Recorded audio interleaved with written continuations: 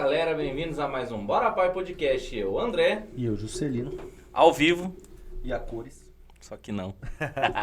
Hoje gravado, mas por um motivo importante, bom, né? Importante. Trazer uma figura importante aí do movimento sindical, das lutas. O homem é tão importante que ele não pode vir qualquer dia, qualquer hora. E é de longe, né? Casar a agenda.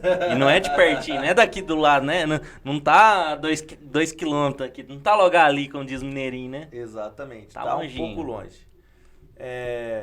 Seja muito bem-vindo, mas antes de mais nada, curte, compartilha, comenta, manda no grupo da família, Isso no aí. grupo do trabalho, principalmente se você é do setor da construção civil. Hoje nós estamos aqui com a nata do sindicalismo da construção civil. E em homenagem ao Dia do Trabalhador, que foi dia 1º, mas como não teve programa ainda, esse é o primeiro programa do mês, do 1º de maio ali. Então, quando Você cai lembra, no dia... Você lembra quem foi que a gente trouxe no ano passado? Eu não lembro nem o que eu comi ontem. Ah, tá. Você não lembra quem a gente trouxe? Não lembro, mano. Trabalhador? Não? A gente trouxe o companheiro Carlinhos do Ministério do Trabalho. Eu não lembro, tá vendo? Boa, Eu tenho boa. uma memória ruim, mas... Para as coisas que você ruim. quer, né? Para as coisas que você faz questão de esquecer. Companheiro Gilmar, seja muito bem-vindo, a casa é sua, você já conhece, sabe como funciona, é um entusiasta, sempre nos apoia nas nossas iniciativas, isso é muito importante. É um camarada jovem, mas com alma mais jovem ainda, que está sempre à disposição para inovar, para buscar um sindicalismo raiz de verdade, mas sem deixar de aproveitar a juventude que vem aí no movimento sindical. Então, gostaria de te agradecer primeiramente, né, e depois de dizer que é uma felicidade para nós ter você aqui com a gente hoje. Obrigado, Juscelino, André. Para mim, que é um prazer estar aqui, você está sempre cobrando, né, desde que vocês criaram o Bora Paê, né, e a nossa agenda, né, está sempre desencontrada. A gente tem que correr o Estado, né, principalmente essa época agora que a gente começa as campanhas salariais principais da federação, então é muito mais trabalhoso ainda. O Juscelino pegou no meu pé ontem em São Paulo. E meu irmão, Hoje não vai dar para fugir. Essas 2 semanas tá complicado, né? Pra você ter uma ideia, eu saí quinta-feira passada de casa. Hoje que eu tô retornando para casa, assim que eu sair daqui, que eu vou acabar de descer para casa, ainda tem 350 quilômetros para chegar em casa. Nossa, tá bem longe. Que correria, né? Tá bem longe. Campanha salarial na porta não tem jeito, né? Não tem jeito, você tem que ir aonde a onda te leva. Gilmar, a gente sempre começa com uma perguntinha bem chata às vezes, a gente fala que é uma pergunta Marília Gabriela, que é a pergunta para começar a gente desenvolver o nosso raciocínio. Quem que é o Gilmar? Da onde você veio? Como você começou no mundo sindical? Conta um pouco pra gente. Gilmar, meu sobrenome é Guilhem, né? É um sobrenome espanhol com francês, está ali na divisa da Espanha com a França, a descendência desse sobrenome. Sou descendente, meus avós são imigrantes, né? Avós por parte de pai. Que se alocaram nessa região de São José do Rio Preto para baixo, São José do Rio Preto ali. E meu pai é caminhoneiro, eu saía para esse mundão afora, né? Se imaginar 40 anos atrás aí, né? Não tinha estrada, então minha mãe 5 filhos, eu sou um filho do meio, tenho 2 irmãos mais velhos, 2 irmãos mais novos, a gente teve que trabalhar logo cedo, né? Comecei a trabalhar muito cedo. Naquela época, você vê, hoje está se discutindo aí a questão da maioridade e menoridade. Naquela época se pedia autorização para promotoria, eu tirei minha carteira carteira de trabalho com 12 anos. Meu primeiro registro é com 12 anos de idade, né? Aos 14 eu já estava na indústria moveleira. E numa época onde a indústria, o pagamento era dia 10, mas nunca acontecia dia 10. Só acontecia dia 10 quando o dia 10 caía na sexta-feira. Né? Então o pagamento era sempre dia 15, dia 14, que era na próxima sexta-feira após o dia 10. Por quê? Porque o patronato naquela época tinha a visão, se eu pagar antes, ele vai faltar para ir fazer a compra, porque você trabalhava para comer. Né? E quando eu entro com 14 anos na indústria moveleira, eu falo, mas está tudo errado, mas por que a gente tem que receber só o dia que ele quer pagar? Se a lei fala que é dia 10, tem que ser dia 10. Aí a gente começa, eu com 14 anos, começo a criar um levante ali já na empresa, né? Aí eu com 17 anos, nós fizemos greve por conta do pagamento. Conseguimos parar uma empresa moveleira de 280 trabalhadores. Caramba. Só que a gente trabalhava, sabe? Trabalhava muito naquela época, cara. Então o patrão ficava puto da vida, mas falava, volta a trabalhar. Né? E aí com 17 anos já, o sindicato, porque nós dava trabalho pro sindicato, né?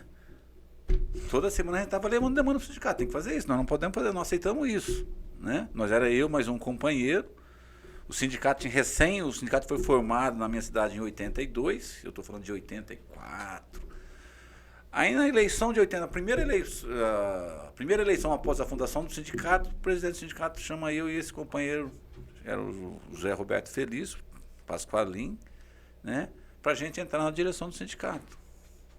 Mas joga nós lá no rodapé do rodapé da diretoria, né? Mas já causando movimentação, né? Sim. Já fazendo, que a gente fala algumas vezes, que como alguns sindicatos pelegos, fazendo os caras trabalhar mesmo que não quisesse, né? Essa época eu já militava no antigo PCB, o PCB antigão, né? Mesmo sendo na clandestinidade, menor naquela época você não podia estar no partido, nada, né? Mas eu militava já. Aí quando eu faço 18 anos, eu estou servindo, cara. Tava servindo tiro de guerra, né? Quer dizer, um soldado do exército. Viro dirigente sindical, mais escondida, né? No quartel não podia nem sonhar com um troço desse, saindo de uma ditadura, né? E no final de 85, quando eu termino de servir, a gente faz a maior greve que a cidade já teve. A gente consegue parar o parque moveleiro. Mirassol é uma cidade moveleira, né? Polo moveleiro. A gente parou, travou, que fechou o comércio tudo, com medo de tanta gente que tinha na praça. Nossa. Essa greve marca, né? Marca a cidade, marca o sindicato, que é um sindicato recém-nascido, né? Aí na segunda eleição, em 88, eu saio lá de suplente de delegado da federação para secretário-geral. Dá um salto. E o meu companheiro de empresa vem para tesouraria. Então a gente pega os dois principais cargos do sindicato, praticamente, né? Aí eu começo, tipo assim, essa disposição de lutar, toda a demanda que a federação tinha, o presidente do nosso sindicato mandava a gente. Afastava a gente estava na empresa ainda, mas afastava a gente da empresa e mandava. E isso foi ficando mais conhecido, aí os próprios sindicatos começaram a pedir que o presidente do sindicato tinha que me afastar para o sindicato para a gente ter mais liberdade de fazer a luta onde precisava fazer no Estado, né? Vem a gente com muita sede, eu falei para o Juscelino hoje, a minha primeira qualificação de dirigente sindical foi no Instituto Cajamar, né? Um belo dos cursos que tinha ali. Então eu fui muito bem moldado, sabe? Em 90 eu vou estudar na Rússia, na antiga União Soviética. Eu fiquei 90 dias na União Soviética por conta do movimento sindical, estudando, afinando o movimento sindical, né? Na União Soviética. Então eu tive uma formação, graças a Deus, muito boa, né? A gente estava discutindo lá hoje com o Juscelino, com a nossa direção, a gente criar uma formação raiz, né? Porque é preciso formar quadros como a gente foi formado lá atrás. Hoje tem uma dificuldade, você tem um sindicalista Nutella aí que a gente precisa, né? Não dá pra ser desse jeito. Não passou pela dificuldade que vocês passaram, né? Pega tudo pronto. Vocês pegaram o fim de militarismo, criação de partidos, volta à democratização. Porra, você pegou o fim da URSS.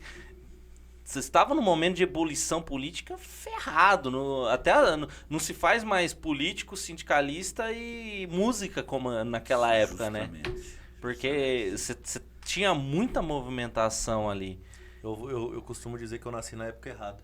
Eu também. Eu nasci em 92. Hoje eu vejo um tal de menos armas, mais livre. Eu falo, não, eu quero armas, gente. Não, eu sou armamentista. A gente tem que ter, a gente tem que se cuidar pra não ter do outro lado. O discurso armamentista era nosso. A revolução é armada. Eu falo que Aí hoje não. O maior... Paz e amor. Nós institucionalizamos a luta. Eu já falei, o maior criador da melhor máquina de resistência chama Mikhail Kalashnikov, inventou a AK-47.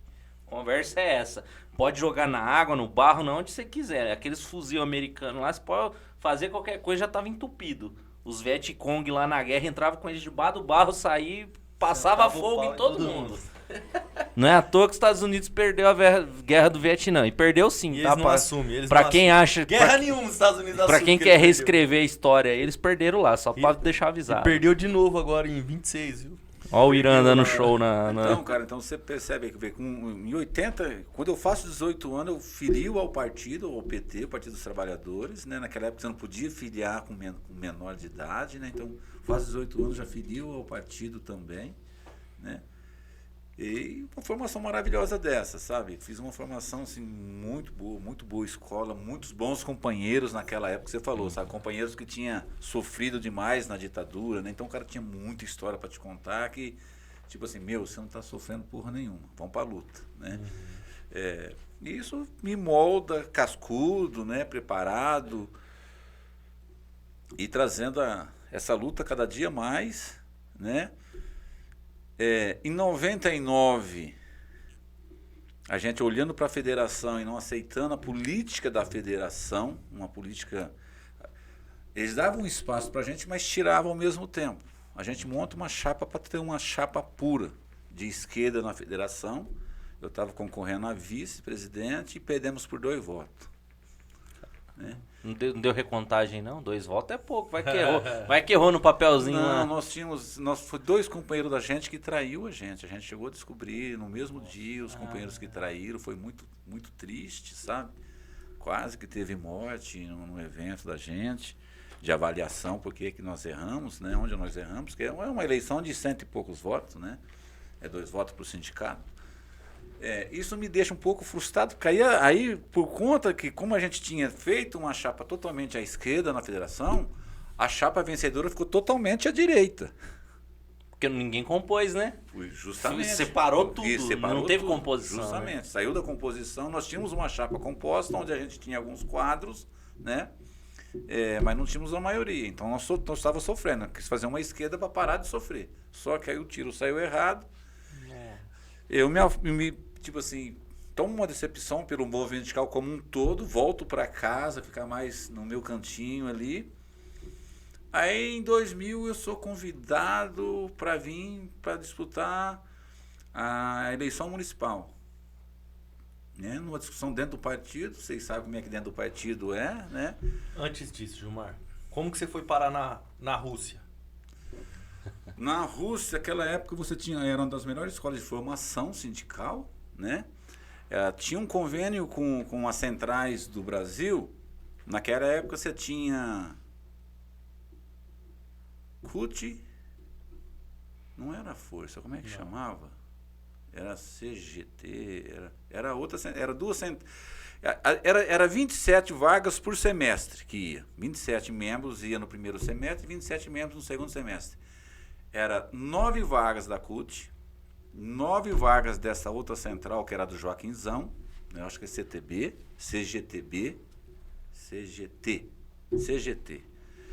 e 9 vagas era do DIEESE, que tinha muitos sindicatos que não estavam nas centrais ainda. Né? Eu vou... o Joel, do Sindicato dos Marceneiros de São Paulo, né? O nosso sindicato é um sindicato dentro de um polo moveleiro, então nosso espelho de fundação era dentro do Sindicato dos Marceneiros. O Joel era o presidente do DIEESE e ele me convida, porque eu estava em todos os movimentos do Estado, né? Por ser jovem, solteiro, ele me convida e eu vou. Entre essa delegação de 27 membros, tinha um companheiro dos bancários de Campinas. Você foi pelo DIEESE? Pelo DIEESE, fui pela bancada do DIEESE na época. Tinha um companheiro dos bancários, você lembra o nome dele? Amauri, se não me engano. Amauri. Vou perguntar. Aqui de Campinas. Ele foi muito tempo do... Ai, como é que chama? Do PPS. Depois que virou PPS. Lá era tudo PPS. Né? Hoje... Então, mas naquela época não era PPS. Naquela época era esquerda, né? O partido. Era o Partido Comunista, né? Aí depois foi endireitando, aí acabou o PPS. Justamente. Eles foram pro Cidadania. O ídolo deles, como é que chamava lá o deputado federal, que virou uma merda? Ai, caralho. Ah, lembro. Eu, na minha juventude, eu ouvia muito aquele homem também. Depois uma puta decepção. Ele se suicidou. Ele tá que nem o Aldo Rebelo, não sei onde o Aldo Rebelo tá acabando com a biografia dele. Acabando com a biografia, né, cara? E conta um pouquinho pra gente como que foi esse negócio na Rússia aí, na URSS. Cara, 90 dias lá aprendendo. Quando nós chegamos lá, era um fuso horário de... Nós chegamos lá no início de inverno, Ai, que gostoso. Final de outono, de primavera. Conhecer o General Inverno, que derrotou, ajudou a derrotar os nazistas. Você vê, a gente sai daqui em outubro, né? Calorzão do cacete, chegamos lá 4 graus. Já um choque do cacete, 4 graus. Você sai daqui de 40 graus, né? E ali a região de Rio Preto é 40 graus, parece que tá 48, sombra, né? É, na sombra. Chegamos lá, os caras falaram assim, vocês têm 4 dias de adaptação de fuso horário, né? Coloca nós num hotel do sindicato. Eu tinha conversado com um companheiro que tinha feito um curso desse um ano antes. Então eu tinha conversado bastante. A minha preocupação era adaptação com alimentação. Entendi. Né? Ele falou, não, é umas 7, 8 dias você consegue adaptar. Leva uma peça de salame, aquelas peçonas mais grandes que tem lá, de 1 kg bang, né? E levei 1 kg de castanha. Não vou esquecer isso nunca. 1 quilo de castanha de caju e um potinho de mel. Início de inverno, eu era atleta, eu gostava de correr naquela época. Eu falei, eu não posso pegar gripe, até me adaptar, né, ao clima de lá. Cara, chegou lá, eu não conseguia entrar no restaurante do hotel. Eu chegava na porta do restaurante, eu sentia o cheiro, me dava vômito. Além de eu não entrar para comer, eu vomitava. Ô, louco, mas é tão ruim assim o trem lá? Como era início de inverno, e a gente não, tipo assim, eles deixaram nós no hotel e não deixou intérprete porra nenhuma, né? E não tinha ninguém, aquelas cozinheironas russas, né? É muito emprego da mulher, puro mulher, porque você sabe quantos soldados se perdeu, né, na Primeira e Segunda Guerra Mundial e a revolução deles, né? Então, onde pode ser mulher, puro mulher. Fala brava. E, tipo assim, para adquirir gordura, toda a comida deles tinha óleo de baleia. Nossa, deve ser um cheiro horroroso. Pois é, cara. Isso é o cheiro. O arroz e feijão nosso deles é purê de batata e repolho refogado. Isso tem 3 vezes ao dia: café da manhã, almoço e janta. Purê de batata e repolho refogado. Só que jogava aquele óleo em cima e eu não suportava o cheiro. Mas não dava? Por favor, você não sabia falar russo, pô? Pois é. Sem óleo. Eu estava no 2º andar. Em 8 dias eu perco 10 quilos. Porque além de não comer, eu estava vomitando, né? Eu tentava. Mas nem o salame e a castanha não resolveu. Mas sim, não é que não resolveu, é que o medo. Eu dividi aquilo nos dias que eu ia ficar lá. Então eu tirava aquela fatiazinha, como se eu tivesse que durar os 90 dias, né? Dividia as castanhas contando.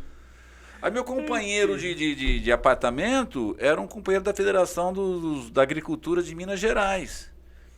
Eu falei, mineiro, eu não consegui sentar nem um dia. O que vem no café da manhã? Aí ele falou, tem ovo cozido, tem queijo, tem pão. Eu falei, então você pega ovo cozido, queijo e pão para mim. Aí ele começou a trazer, eu nem saía mais do apartamento. Eu ficava no apartamento, ele trazia. Aí quando a gente muda de hotel, passa a fase de adaptação, a gente vai para um hotel mais para o centro de Moscou. A gente estava em Moscou, né, que era próximo da universidade que a gente ia estudar. E na universidade era a mesma coisa, o restaurante era a mesma coisa. Só que aí eu estava no centrão de Moscou. O nosso intérprete era um tenente reformado, né, do exército russo. E eu falei, tenente, isso é uma capital de 12 milhões de habitantes. Me fala onde tem um restaurante que tem. Ele comprou um mapinha. O metrô, em 90, o metrô de Moscou já tinha 15 linhas. 15 linhas. Parabéns, São Paulo, ó. Parabéns aqui, ó. Até hoje não tem metrô. Campinas, ó, parabéns, Campinas. A 15ª linha, André, era circular. Caraca, ela pegava a Todas cidade inteira. as outras 14 linhas. Em alguma estação ela ia se cruzar. Então, quando você aprendia a andar de metrô em Moscou, você ia para qualquer lugar. Que você pegava um metrô, você ia até a circular e ia até a linha que você tem que ir embora. Então, eu aprendi a da universidade e a do meu hotel. Aí eu falei, eu tô numa capital, eu tenho que achar. Comecei a andar. E como eu não conseguia entrar no restaurante, a gente estudava das 8 às 12. E aí à tarde geralmente era programa cultural, a gente tinha uma tarde um pouco mais livre, que à noite a gente ia para os programas culturais e tal, né? Eu saía da universidade, já saía, pegava o metrô e ia atrás, andar, vou achar as coisas. Aí eu fui achar pizza, achei frango assado, né? A famosa televisão de cachorro, né? Aí frango assado na máquina, frango assado em qualquer lugar do mundo, né? Pizza em qualquer lugar do mundo. E quando eu estava lá em 90, era o início da perestroika. Moscou, com 12 milhões de habitantes, tinha um McDonald's e uma pizzaria Hunt. Você imagina a fila, cara. Nossa. Aí o frio foi chegando, né? Cada dia mais frio. Você pegava frio lá já de 6 negativo, aquela fila de 300 metros pra você comprar um lanche ou pra você pegar um pedaço de pizza. E 90, eu tava vendo uma reportagem recente, na década de 90, McDonald's era pra rico praticamente, Sim. né? Pouca gente tinha acesso. Então, e lá era a mesma coisa. Mesmo sendo um país totalmente socialista, por exemplo, assim, né, a gente era turista. Então a gente conseguia entrar, sair da fila, entrar lá dentro, só que você tinha que comprar em divisas, em dólar. E aí o preço, tipo assim, um pedaço de pizza custava como o valor de 3 pizzas. Na fila lá fora você comprava em rublo, que era muito barato. Entendi. Então não dava pra gente, a gente podia entrar, mas não adiantava entrar, você acabava com o seu dinheiro, né? Então a gente tinha que ir pra fila também. Só que aí eu descobri pizza de lá, pizzaria de lá, né?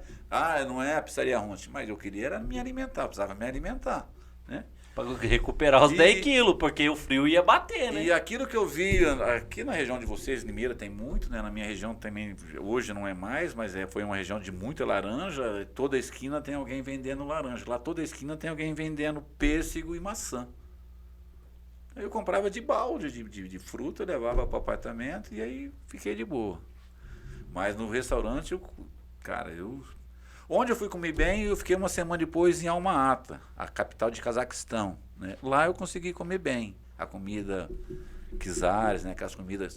Só que aí lá tinha que comer com a mão. Lá não tinha garfo, não tinha faca, não tinha porra nenhuma. Era um sistema deles lá de comer com a mão. Mas lá eu comi bem. Lá tinha bastante carne de cavalo. A gente foi descobrir depois que era carne de cavalo. É boa a carne de cavalo? Boa, cara. Não sei se era porque a gente tava com tanto... também, depois do óleo de baleia, até carne de burro é boa, né? Igual lá na Argentina agora. Carne de cavalo. Vocês achavam que era carne de boi? Sim, aí a gente comia com tanto gosto que um dia o cara pegou em pé e falou, escuta, nossa, mas eles comem com tanto gosto. Aí o que ele tá falando? Vocês gostaram dessa carne? Não, mas é carne de cavalo. Eu falei, tá bom do mesmo jeito, foda-se carne de cavalo, né? Só porque eu descobri vai ficar ruim, não. Vai comer, cavalinho, pocotó, vai pro estômago mesmo. Eu saí de lá, já tava 12 negativo quando eu vim embora. 12 negativo. Aí já tava, sabe, tinha que bater toda hora o chapéu pra derrubar a neve da cabeça. Que ano que era isso? 90. Caralho, 90 dias em 90, você tá doido. E vamos lá. Você aprendeu como que derruba um governo lá? Derrubou uns 3, 4 governos? Fez uma revolução comunista? O meu curso foi mais voltado a tática de negociação. Que legal, cara. Sabe? Então a gente aprendeu as táticas, enfrentando uma mesa como se fosse uma mesa alemã, como se fosse uma mesa americana, né? Era o que a gente treinava e se preparava. A frieza da mesa, ter a frieza da negociação, não sentir o impacto, mesmo às vezes um impacto que chega negativo pra gente, o outro lado também pode buscar, né? A informação, e você tinha que ter a frieza de aguentar a marimba. E eu absorvi bastante esse curso, sabe? Como em qualquer outro lugar, tinha aqueles companheiros que passavam mal, tem companheiro que ficou no hotel o tempo todo, né? Não conseguia, não aguentava nem ir para a sala de aula, chorava, veio o desespero. Foi uma época difícil. Eu falei com o Brasil em 90 dias, acho que 3 vezes. Não é essa época que você faz uma ligação, você vê sua família todo dia, 5 minutos. Você tinha que ir na telefônica, no posto telefônico, agendar dia e horário, passava o telefone do seu hotel e o apartamento que você estava. Então você tinha que agendar sempre à noite, né, que é o momento que você estava no seu apartamento. E à noite, lá com 6 horas, era madrugada dentro aqui, porque era 6 horas de fuso. E 90 não tinha, não só não tinha o celular na mão, como não tinha nem linha telefônica espalhada por aí, não, né? Era aquela história. Aí eles te ligavam, como é que Eles te ligavam e colocavam, fazia aquela ligação, fazia a intermediação, né? E aí você ligava aqui. E aí você não podia, tipo assim, aquele caboclo que tava, né? Sempre tem aquele que não é tão vermelhinho, que chegava lá e ficava fudido com, né? Você joga toda a culpa no sistema, né? Por exemplo, pô, eu sofri pra caralho, cheguei a achar que eu ia morrer, né? Porque eu não conseguia comer, até eu raciocinar que eu tô numa capital, que tem que ter comida italiana, que tem que ter comida, né? Tem os migrantes que estão lá, Isso, né? eu achei que eu ia morrer. Aí você vai jogar a culpa no sistema, é você que tem que se adaptar onde você está, né? Eu tinha que ter feito uma preparação antes disso, na realidade. Mas naquela época tinha muita pouca informação, né? Você comeu estrogonofe lá ou não? Ou não é a mesma coisa? Cara, não comi estrogonofe. Era tão legal, por exemplo... Estrogonofe de baleia lá. Nós fizemos a amizade com alguns professores, né? Então a gente conseguiu casar o intérprete com os professores... Porque, por exemplo, a gente não conseguia reservar um restaurante, mas os professores conseguiam. Mas naquela época, por exemplo, então nós vimos, a nossa turma era sempre em 8, que a gente fez uma turminha de 8, fez amizade com os professores, a gente decidia o que ia comer e o que vai beber. Você chegava lá no restaurante, no barzinho, não tem essa, o papo tá legal, vamos pedir mais uma garrafa de vinho, mais uma garrafa de vodka. Você encomendou 3, é 3. Acabou as 3, você tem que ir embora. Ah, é? Era só aquilo que já estava encomendado, reservado. Vodka lá era bom? Bom, muito boa. Não te dá uma dor de cabeça de jeito nenhum. Não? E só toma vodka pura. Nossa senhora. Mas também com 12 graus você toma vodka e dá risada. 12 né? negativo, né? 12 negativo você toma vodka dando risada, né? Tanto que acho que até recentemente, coisa de 2000, 2010, não sei, a bebida alcoólica abaixo de 10% não era considerada bebida alcoólica. Não, e você vê, e era tão engraçado, em 90 era lei seca lá. Ah, né? é? Isso, porque o maior problema da Rússia era justamente o alcoolismo. Por conta do frio, por conta das guerras, de tudo, né? Cara, mas era tão engraçado que 8 horas da noite você só via bêbado na rua. Porra, mas é lei seca. Mas como que era essa lei seca lá? Você não podia mas e o mercado nada, mas... Isso, não tinha onde você comprar. Mas como que vocês como que tinha gente bebendo? Mercado Negro. Quem comprava para nós era o nosso intérprete, né? Tenente, aposentado, ele tinha as fontes dele, ele que trazia. É a mesma coisa da lei seca no estado que eu conheço mais nos Estados Unidos. Isso. Tinha tráfico de bebida lá, os caras bebiam. Até hoje tem uns caras que fazem bebida no mato por conta daquele tempo, né? E aqui no Brasil também tem uma galerinha aí que tá meio enclausurada aí, que sabe fazer umas bebidas. A tal de Maria Louca aí. Os caras fazem dentro da cadeia, filho. Não tem dó, não. Então, o ser humano se adapta, não adianta, né? Sim. E aí? Aí você passou por esse treinamento, você estava em 2000. E aí eu te interrompi. Então, em 2000 tem essa decepção com a eleição da federação. Volto a ficar mais em casa, no sindicato, na nossa base.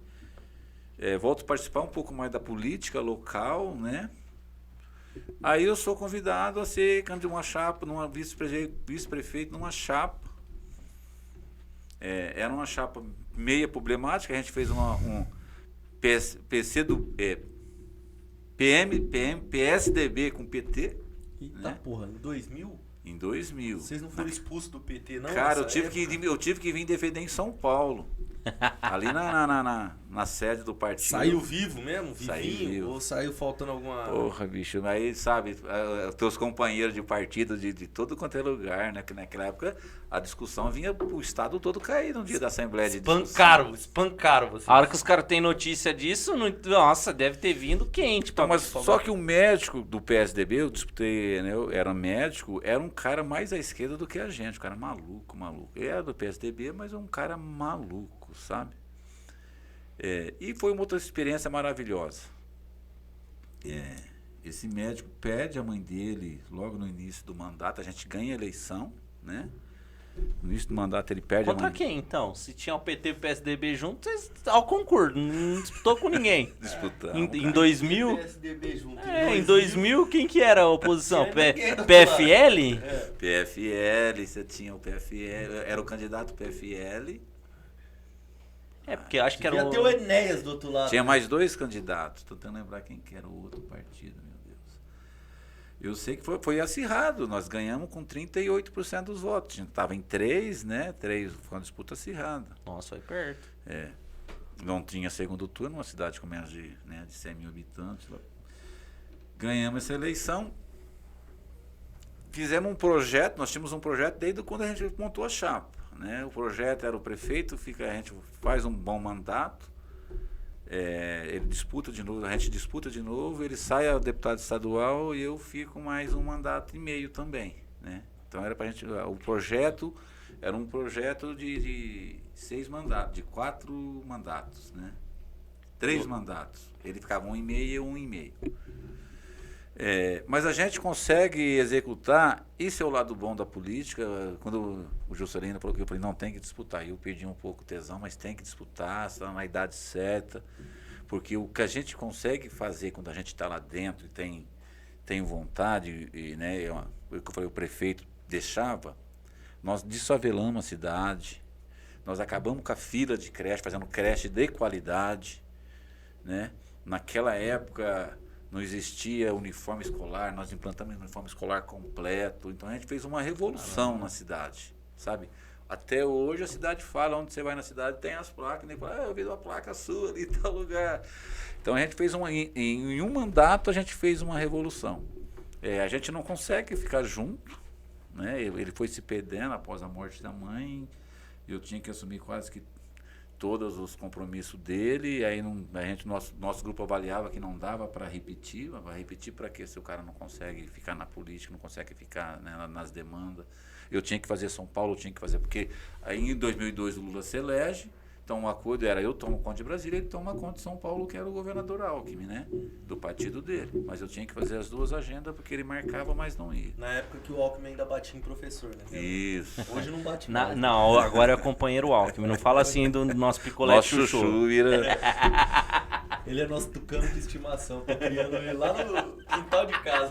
Aí a gente divide, né? A gente divide o grupo e aí perdemos a eleição. Perdemos a reeleição, porque a gente sai e monta 2 chapas, né? E perdemos a reeleição. Aí eu volto, a federação começa a me chamar de novo. Pô, tá fazendo falta aqui, você precisa vir para cá, tal. Porque os caras tinha trocado o presidente, os caras queriam começar a implantar um pouco de luta. Nessa divisão que eu acabei não falando, quando a gente perde a eleição de 99, sai uma divisão da federação, né? Foi quando houve um racha da federação. Primeiramente cria uma associação, né? O sindicato mais à esquerda, que era filiado da CUT, ou mesmo que não era filiado da CUT, mas era à esquerda, sai da federação. A federação fica muito fragilizada, mas naquela época ainda com muito poder financeiro. Foi em 2000 isso. 99. Quando rachou mesmo foi em 99. Aí em 2005 eu volto para a federação, começo a fazer algumas atividades na federação, aí começo a ganhar espaço na federação de novo. Em 2012 eles me dão... Mas peraí, você era vice-prefeito em 2001, 2004. Até 2004. E aí o grupo avaliou que não era para continuar. Aí montamos 2 chapas. Nós tínhamos uma chapa, o prefeito outra chapa. Aí você era o cabeça de chapa? Não. Não? Você era vice-prefeito também na outra chapa? Isso. Aí o prefeito saiu. O prefeito saiu disputando também, só que nossos 2 grupos saem. Tipo assim, nós gradeamos entre nós, né? E a terceira via ganhou a eleição tranquila. Ah, entendi. A gente descuidou do terceiro, achando que o terceiro teria chance nenhuma. Ficaram se atacando ali. Isso. Você ficou em segundo ou em terceiro nessa eleição? Segundo. Em segundo?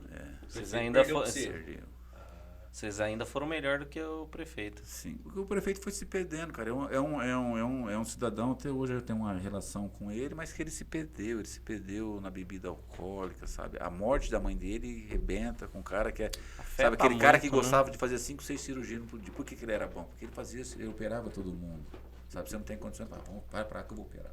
Eu operava, sabe? E aí ele se perde a mão, né? E foi complicado. Mas foi uma, tipo assim, ainda eu fico por um período, mais um mandato, eu fico lá. Quem ganha a eleição, outra médica, uma mulher médica, ela fica um mandato, eles não conseguem fazer, eles não conseguiam desenvolver os projetos, nem com o governo federal, nem com o governo estadual, me chama para tomar conta dessas pastas, secretaria de governo, né, como lidar com o governo, com os governos. Aí eu fiquei porque eu tinha, tipo assim, nosso projeto de desfavelamento não tinha terminado. Você não faz num mandato, você não consegue fazer o programa, trazer o dinheiro, né, desfavelar, construir. Você tinha um projeto de cidade em construção e não dava para pular fora ali, né? Aí eu fico, para tomar conta, eu falo assim, eu fico se essas pastas vier para mim, eu quero essas demandas, eu quero para mim, né? Aí no mandato da prefeita a gente consegue entregar, foi quando a gente entrega todo o desfavelamento, não tem troço mais prazeroso na vida, meu irmão, sabe? Na entrega da chave, você sempre chama lá uma pessoa, simbolicamente, para entregar aquela chave, para fazer o ato, né? Eu nunca vou esquecer também, eu sou um cara meio chorão, né? A hora que sorteia, sai uma senhorinha, ela sobe no palanque e a prefeita vai entregar a chave, ela fala assim, eu quero a chave da mão do Gilmar. Gilmar que fez isso para nós. Então é um troço que não tem preço, cara. Sabe? Porque o que a sociedade geralmente fala assim, você vai dar casa, daqui a pouco esse vagabundo está vendendo. Em todo lugar tem o bom e o ruim, né? Não tem os caras, empresário grandes que vai lá e faz um projeto, pega o dinheiro do BNDES, desvia tudo para botar lá fora aquilo que ele pegou. Não tem os fazendeiros, o que mais tem é fazendeiro que pega o dinheiro para financiar a safra e desvia o dinheiro e não paga porra nenhuma, não paga o governo, o que mais tem é calote. Então, em todo lugar tem o bom e o ruim. Agora, a gente não pode deixar, se você não pensar naquela comunidade que mais precisa, quem precisa do poder público? Né? Quem é que precisa do poder público? Não é o andar de cima, né? É o andar de baixo, poxa vida. E você sempre tem que fazer para quem precisa. Então, essa marca nós deixamos na cidade, sabe? Se passa 22 anos já, né, do fim que a gente sai de lá, e ninguém conseguiu fazer nada parecido, sabe? Quando você fala em desfavelamento, fomos nós. Quando você fala em investir em educação, que acabou com a fila da creche, nós fechamos as escolas infantil, porque as creches eram de qualidade.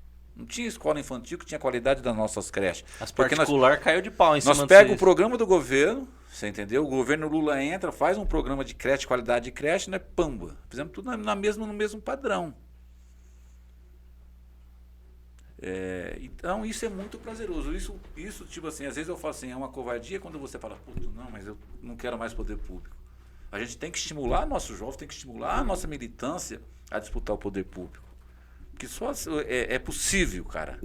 É muito possível você ter uma sociedade muito bem estudada. Quando você está lá dentro, você vai ver, tem coisas que eu não esqueço, por exemplo, o meu filho, né? A gente optou por, minha esposa inclusive está aqui, a gente optou por ter um filho só, eu viajava muito, sempre viajei muito, né? Então, puta, ter um filho só, dar uma educação melhor.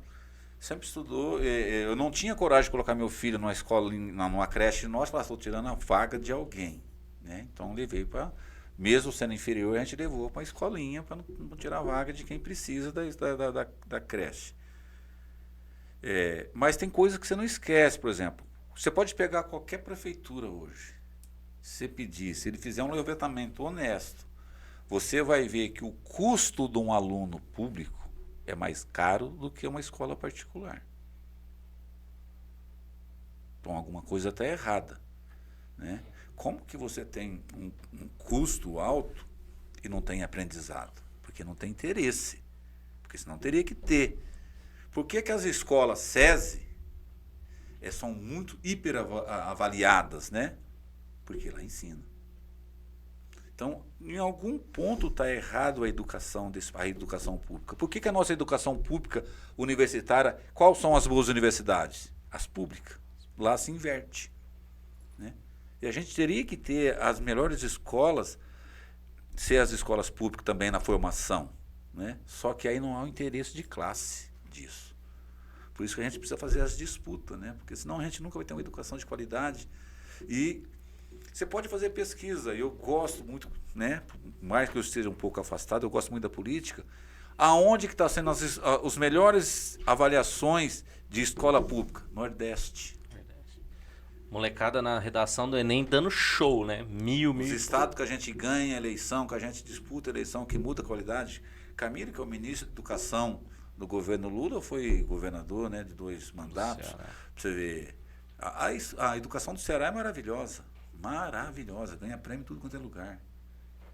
E aqui no nosso estado é uma merda, não há interesse, cara. Destruir a educação do nosso estado. Destruir a educação pública do nosso estado. E uma outra cidade consegue sobressair um pouco. E hoje o nosso secretário de Educação do estado de São Paulo é um cara que plataformiza tudo, né? Sim. O que ele puder colocar em plataforma digital para não ter o professor em sala de aula ensinando ou precarizando os professores com essa categoria O aí, que em vez de fazer concurso, o cara contrata e deixa o professor sem vontade de trabalhar, porque o professor não sabe se vai ter aula, se não vai, no ano seguinte, se vai ter alguma coisa, não vai. Tá um caos, né? Então, mas é isso, porque... É a famosa Educabete. Porque eles só fazem educação... Eles olham a educação pela matemática. É aquilo que eu falei. Então, se você vê o custo, o gasto que a gente tem com a educação pública, ele é alto. Não tem qualidade. Então, você não pode falar assim, não, então vamos para... Não, você tem que achar onde está o erro, né? O erro está ali na formação. Ah, mas tem muita gente levando muita grana, Gilmar. Porque mas... se a conta não fecha. Se o negócio é mais caro que na particular, a particular tá com o ensino melhor, alguém tá levando esse dinheiro, porque o ensino é uma bosta e a grana é maior. É isso. E não tem como falar que não é. Não implanta o projeto, sabe? E você vê os mesmos professores que estão na rede pública, tá na rede particular. Como que na rede... Lá ele ensina, aqui ele não ensina? Eu tive aula com professores, eu estudei na escola particular da 5ª à 8ª série. Os mesmos professores da minha escola eram os mesmos professores da escola estadual do lado. Pois é. Os mesmos, tanto que a gente ia lá, jogava futebol com a outra escola, tal, levava um couro pra caramba, porque a molecada de escola estadual joga bola pra caramba.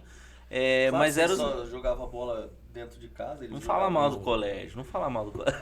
Sabe, eu acho que a gente tem 2 coisas nesse país que precisaria, sabe, ser mais aberta, ser, assim, comissões tripartites, abrir a caixa preta, que é a educação e a saúde também. Se você vê o custo de saúde, ele é muito grande para a qualidade que a gente tem como saúde pública. A gente sempre vai ter que defender o SUS, né? Porque são poucos países que têm saúde pública gratuita, né? Olha quantos transplantes o SUS faz. Que país que tem você fazer transplante pelo SUS? Você fazer tratamento, né, do câncer que está lastrado aí pelo SUS. Agora o que tem é muito desvio, sabe? Fala o SUS paga mal. Paga mal porque se desvia. Cara, quando eu estava na prefeitura ainda, pra você ter uma ideia, Mirassol é uma cidade industrial, né? O caboclo é moveleiro ou é metalúrgico. Então, a maior parte das famílias, dos trabalhadores, todos têm plano de saúde pelas convenções, né? Hora que você via o número de consulta médica que tinha nas redes públicas, nas UBS, não tinha sentido. É como se toda a cidade passasse 2, 3 vezes no mês pelos médicos. Será que foram mesmo lá, sabe? A gente tentou implantar, por 2 vezes a gente chegou a comprar tecnologia para implantar um cartão cidadão card, né, que era justamente para uma UBS, a hora que chegasse lá, ela passar e ter a vida do cara. Ô, meu amigo, você passou lá na outra UBS, do outro lado da cidade, o que você está fazendo aqui? Você já passou pelo médico, sabe? Não ter jeito de ninguém fraudar o sistema. A classe médica pública não deixou. A gente não conseguiu colocar na prática. A Mirassol até hoje já comprou 2 vezes a tecnologia do Cidadão Card e a gente não conseguiu implantar. Porque eles não querem que isso funcione. Eles não querem ganhar menos, né? Mas esses caras, os médicos são os caciques. Por exemplo, vamos pegar os planos de saúde, Juscelino. Se você tiver saúde pública, plano de saúde não se vende. O que eu falei aqui? Que a gente fechou um monte de creches, de escolinhas, quando você deu creche de qualidade. Então, a cidade não pode acabar com a fila da creche, porque você arrebenta com o capitalismo que explora a escola infantil. Se você tiver uma escola de primeiro... Vai ter escola particular, se tem uma escola de primeiro grau de qualidade, né? Se você tiver saúde primeiro, vai ter plano de saúde? Não. Então, infelizmente, né, vivemos num país capitalista e quem financia, aí vem aquela história, quem financia o candidato? Muitas vezes está escondido, mas depois esse cara ele financia para cobrar. Ele não financia para você ter... No projeto a gente faz um puta projeto de saúde, mas o cara que está financiando, ele quer que esse projeto de saúde nunca pode sair do papel.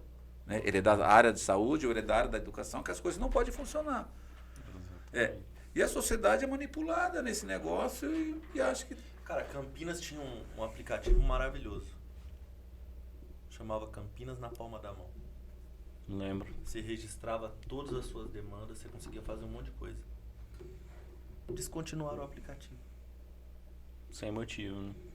Primeiro mandato do governo Lula, ele cria um programa com a Caixa Federal, tentando lembrar o nome do programa, onde ele financiava toda a prefeitura para você estar automatizado, sabe? Você criar o cartão para todas as áreas, não só para a saúde.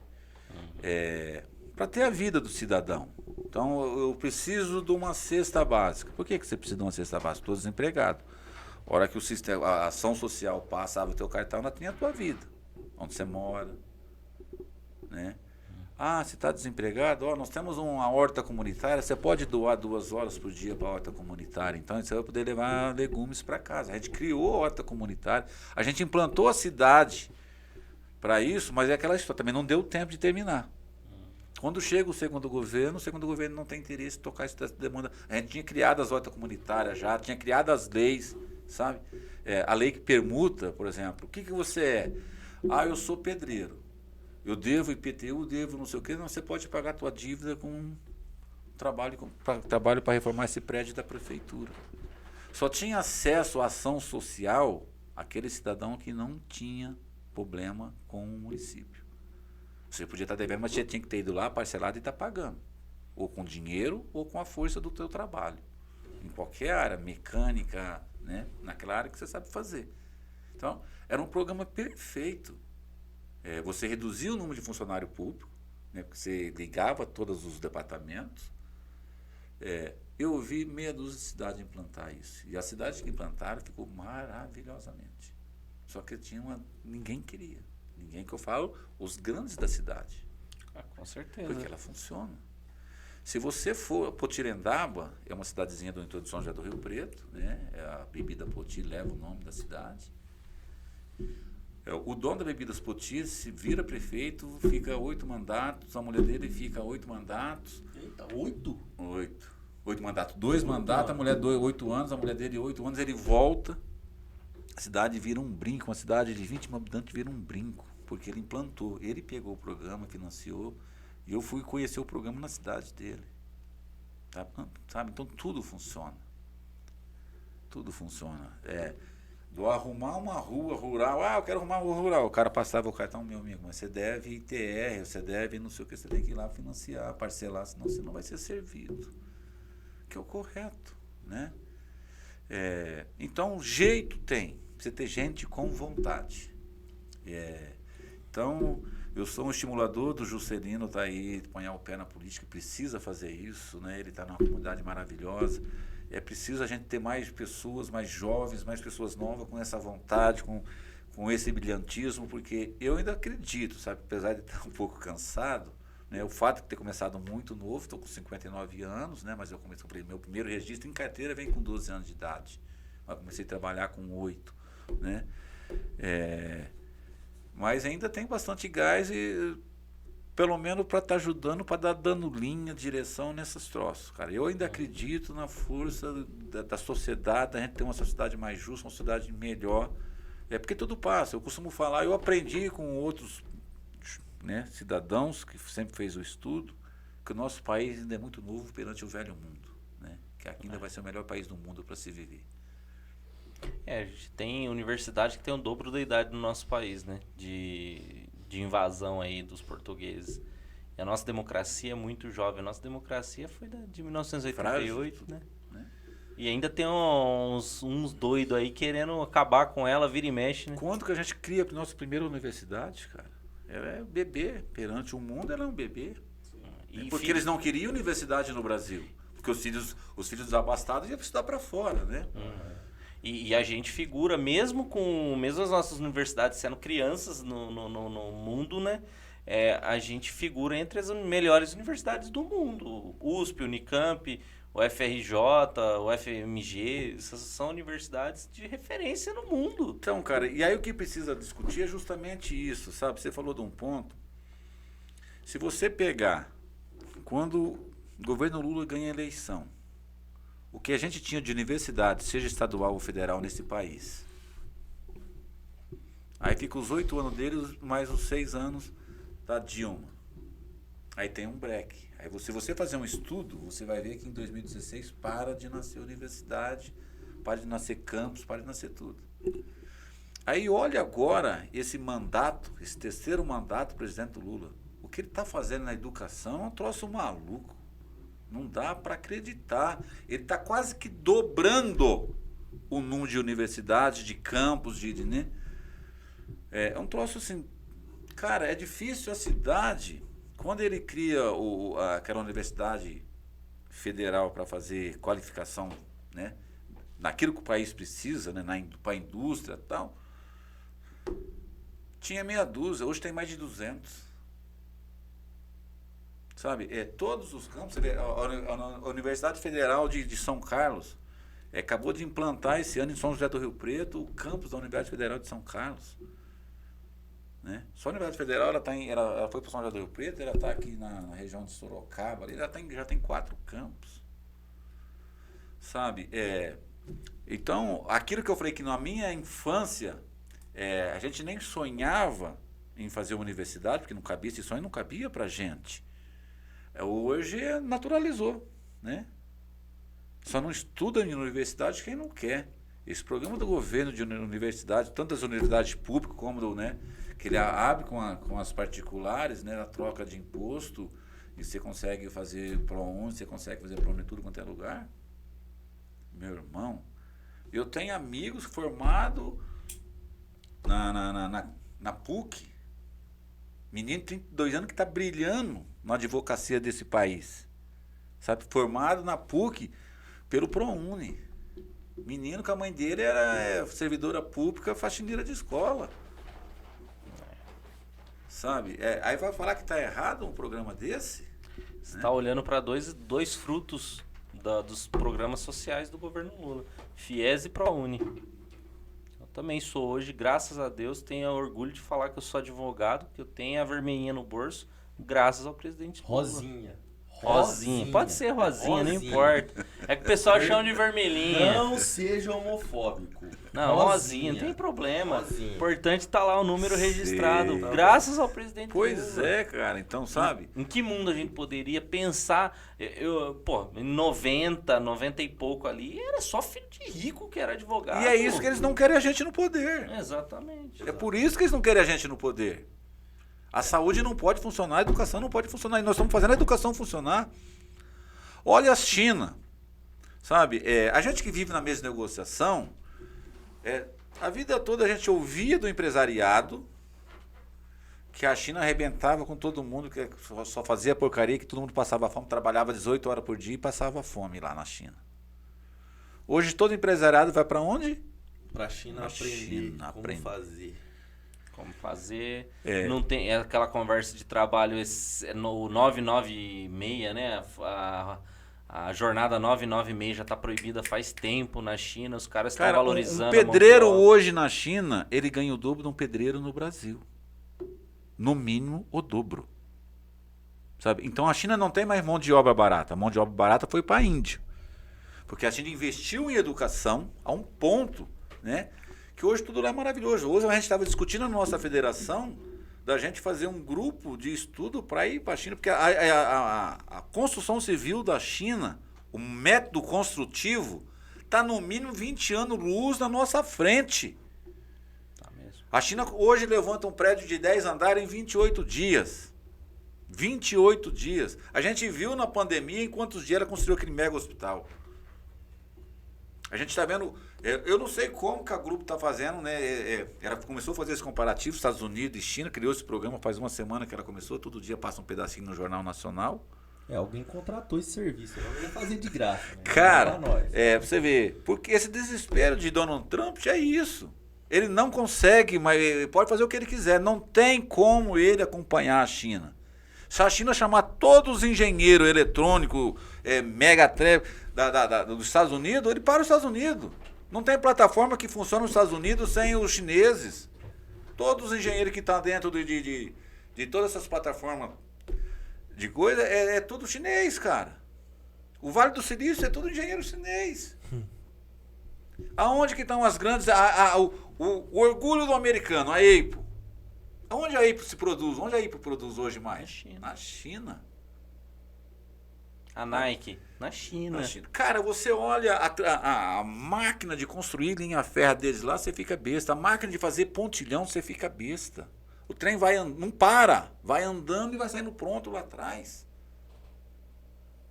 Aqui se demora 2 anos para fazer um prédio de 10 andares. Lá nós estamos falando de 28 dias. Mas como isso é possível, Gilmar? Porque é tecnologia. Eles não constroem o prédio mais aqui, eles montam o prédio. O prédio é construído na indústria e faz a montagem. Não tem mais pedreiro, né? É montador. Justamente, é montador.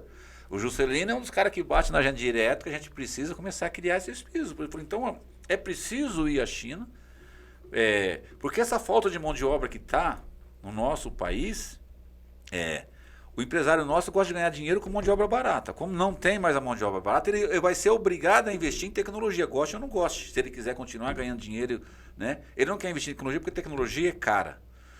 Mas não tem mais caminho para ele. Mas é uma burrice, né? Não investir, porque... Você investe uma vez, você vai ter aquela tecnologia te trazendo um retorno muito grande. Muito, sim, mas é tipo assim, e o amor pelo dinheiro? Ele não quer descapitalizar. Né? O cara quer estar... Porque matematicamente ele vai ganhar mais. Né? Quando você faz a entrega de um prédio de 28 dias, né? Quantos prédios você não entrega, né? Pois é. Mas aí você já entra em outra questão, né? Se eu entregar um prédio em 28 dias, eu vou entregar muito prédio. E aí eu vou baratear o preço do prédio...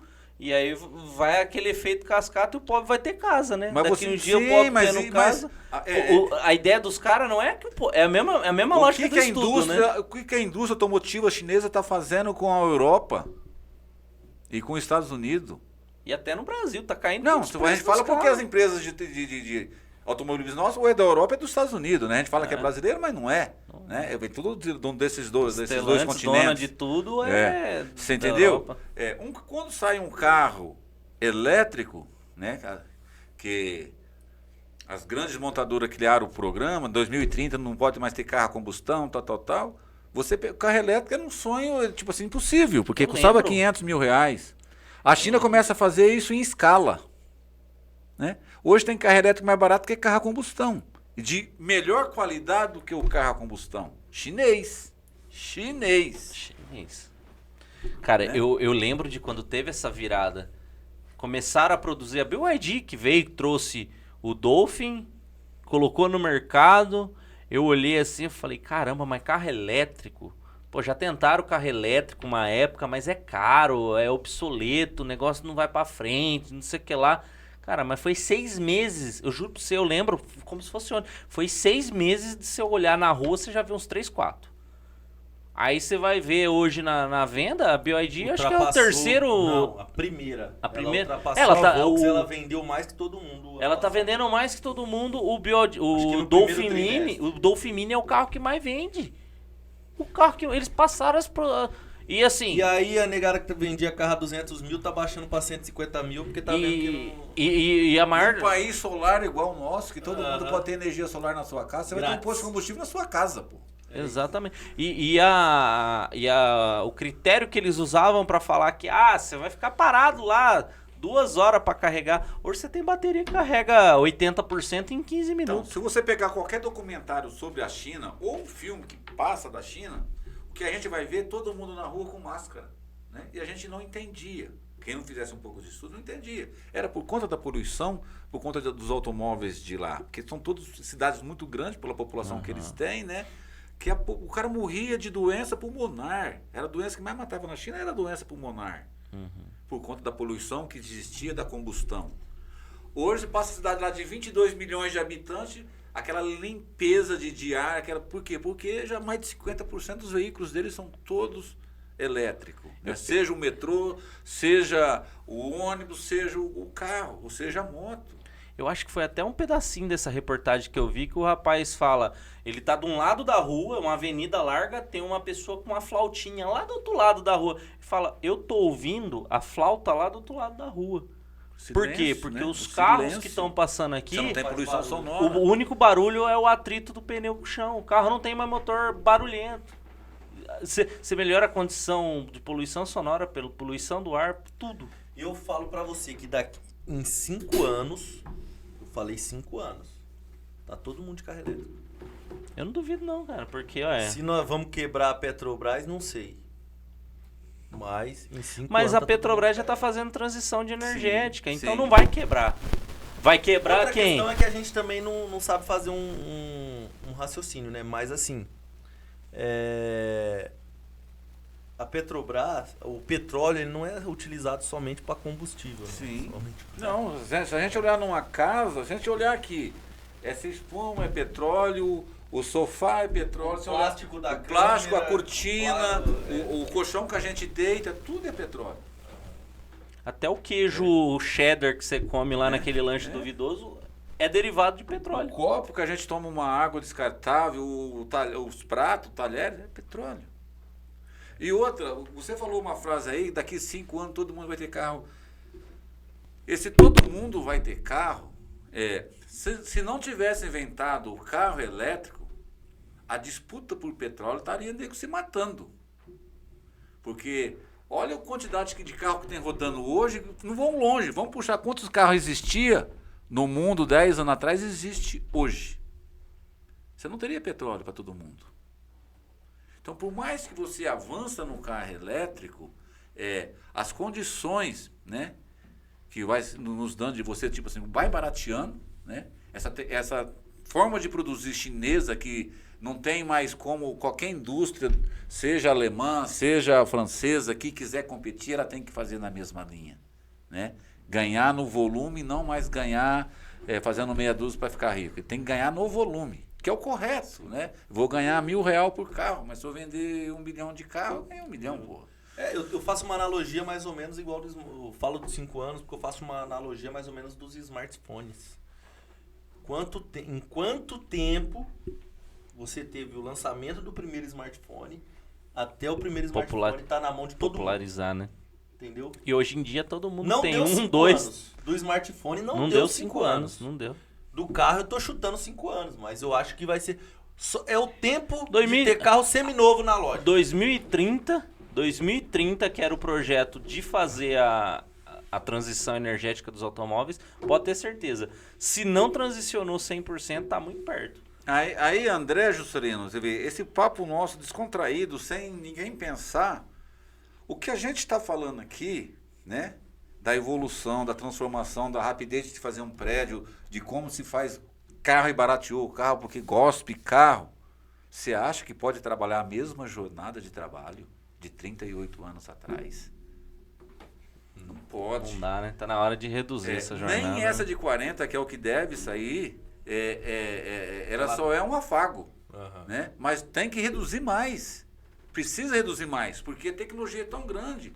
Esse 2 mundos que está mostrando, Estados Unidos e China, aonde você sai da sua casa, você vai ali na esquina, tem um posto, você faz o seu pedido chega em 5 minutos, 10 minutos, chega o drone para entregar ali, né?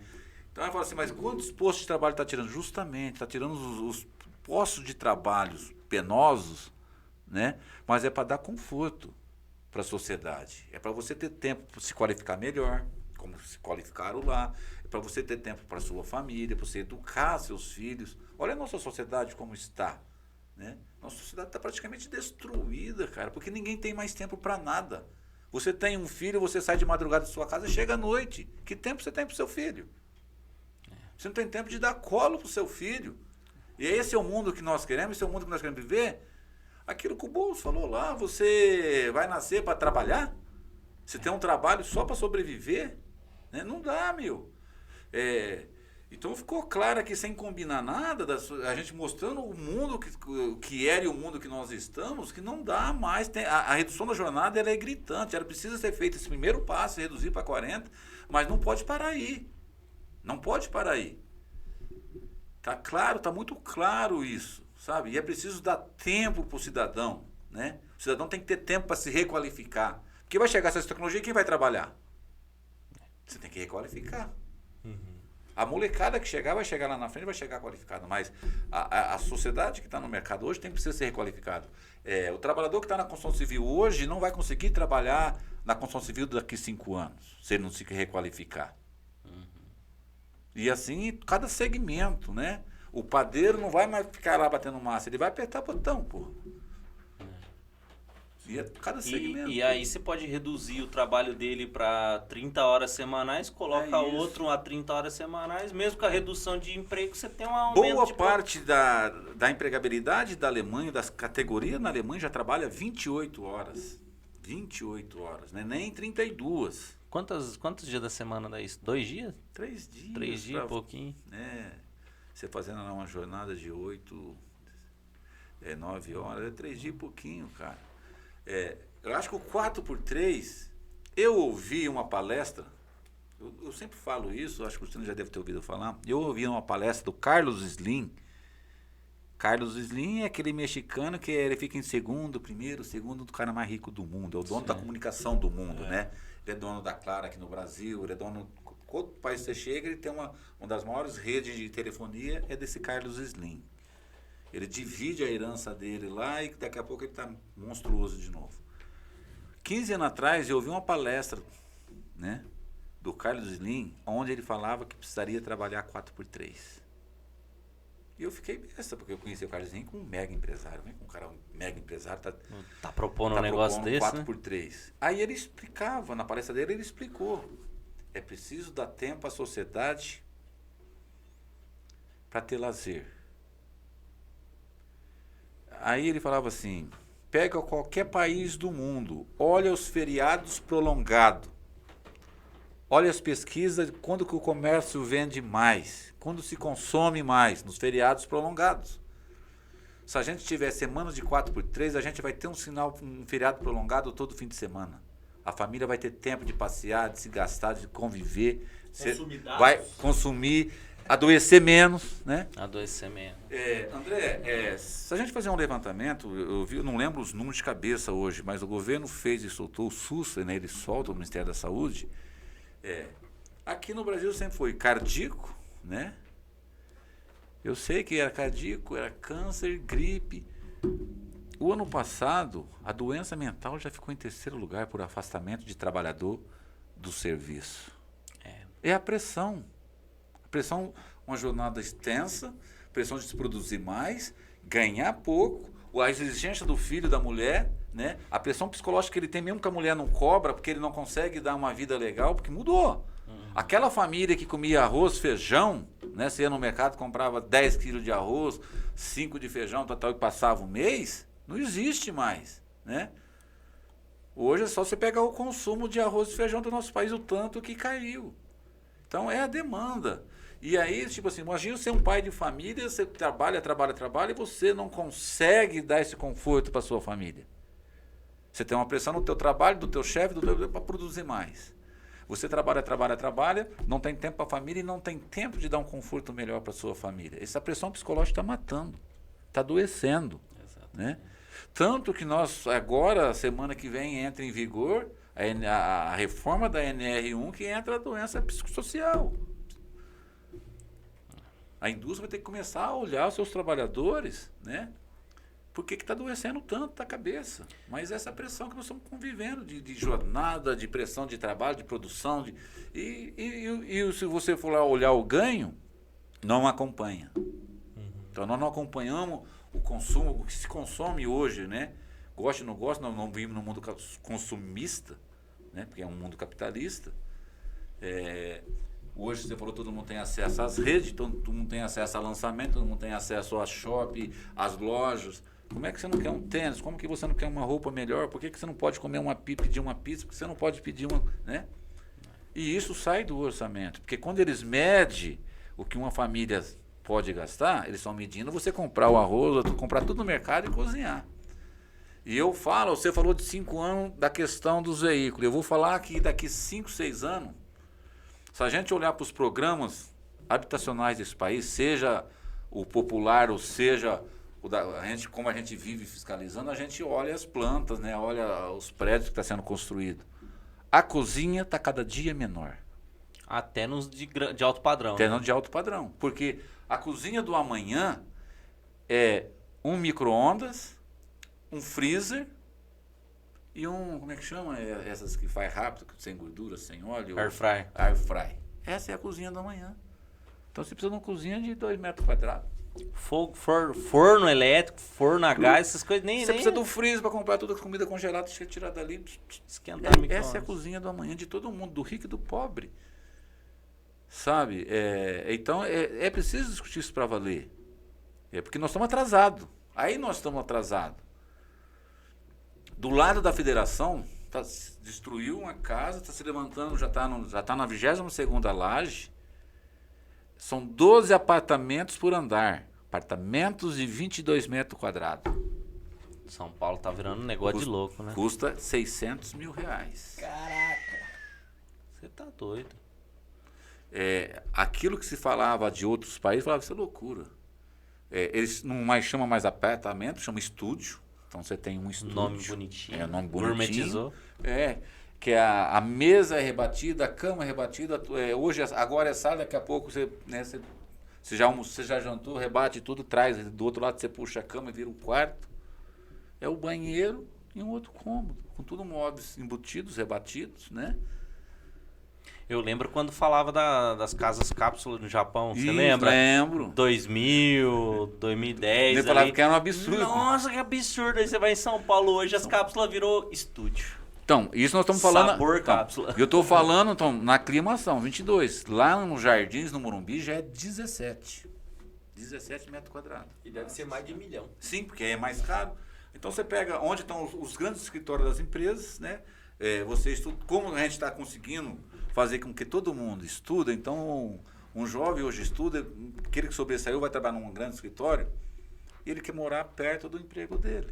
Né? Então, e o jovem não quer saber mais de carro, né? Ele quer andar de Uber, de patinete, de bicicleta e quer estar perto do emprego dele. Outro dia eu estava em casa, meu filho com os amigos dele. Meu filho acabou de se formar em ciência de computação, um amigo dele também está se formando em ciência de computação. Não.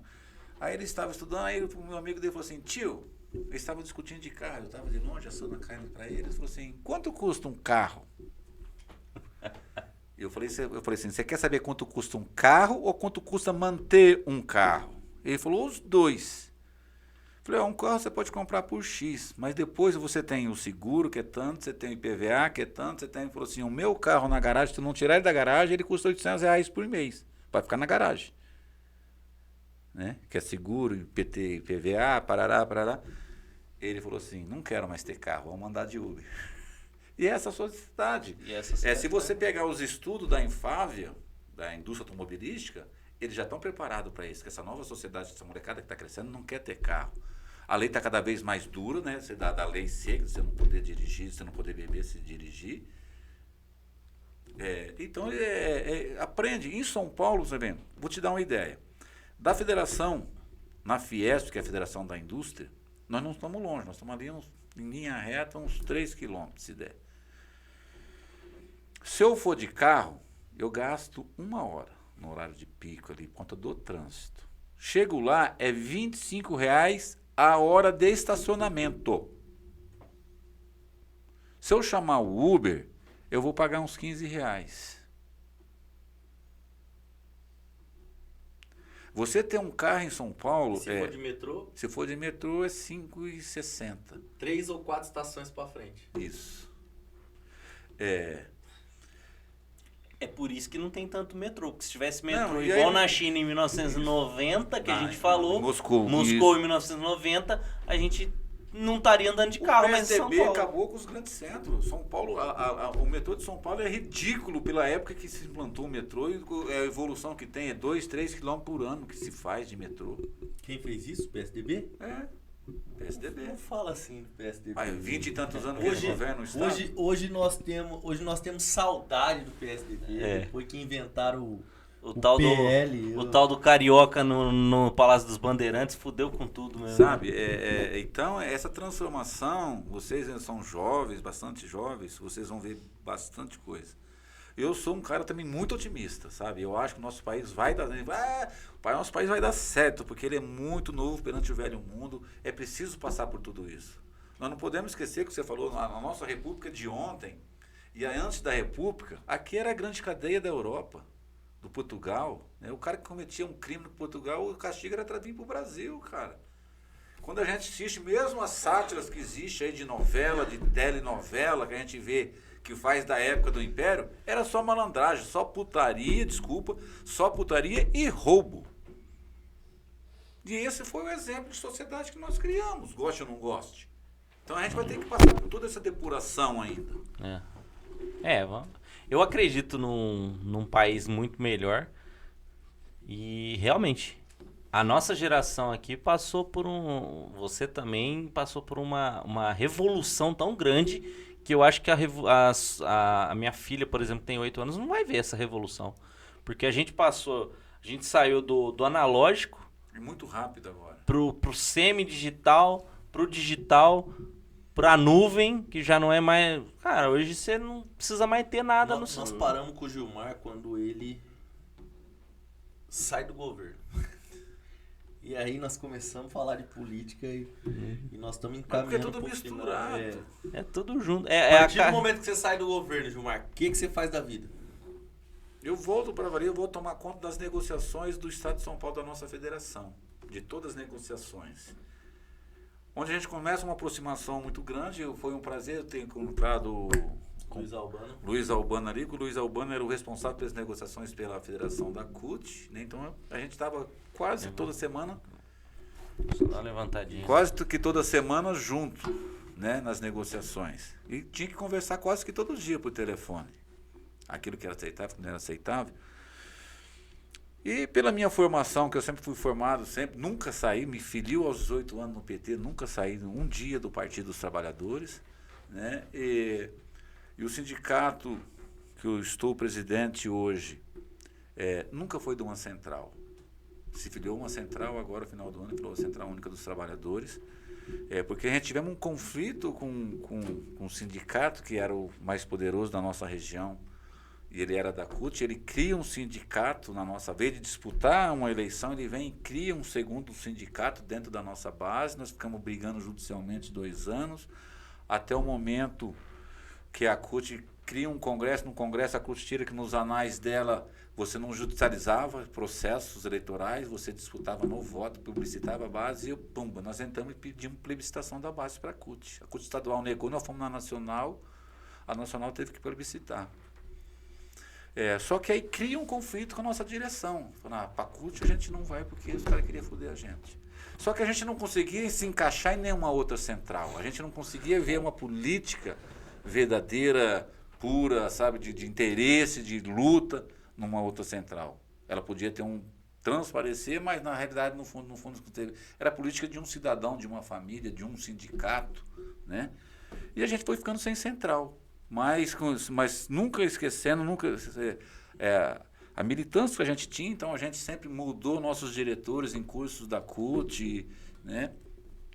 Nas lutas, a gente tinha convivência com os sindicatos, então a gente sempre estava um ajudando o outro, o sindicato sempre filiado à CUT.